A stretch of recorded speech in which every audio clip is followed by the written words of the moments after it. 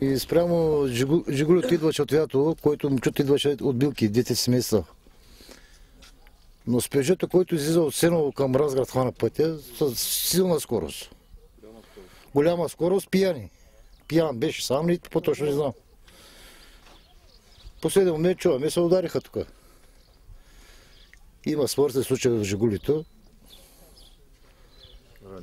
Ранени мъж, жени, всичко накъсано. Пътят е лош и пътища трябва да се оправят много дупки. Хората избягват от дупките. Няма легнали полицаи, няма никакви... Трябва да се правят легнали полицаи, поне на 200 метра да има легнал полицай. Но те като се другират тук и карат, силно карат.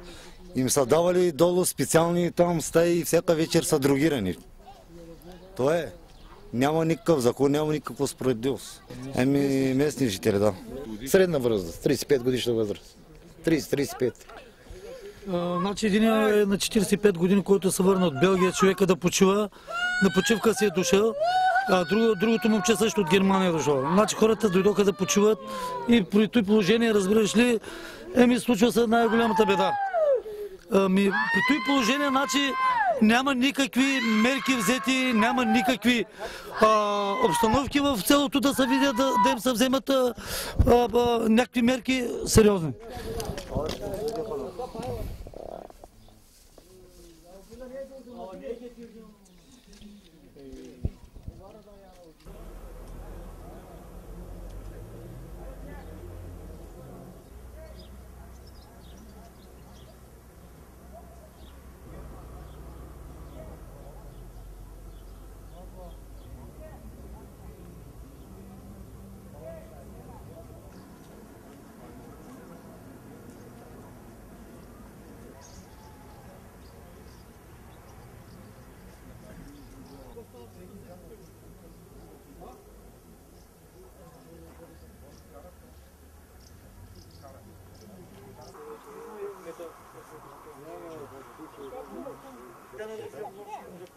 Още един.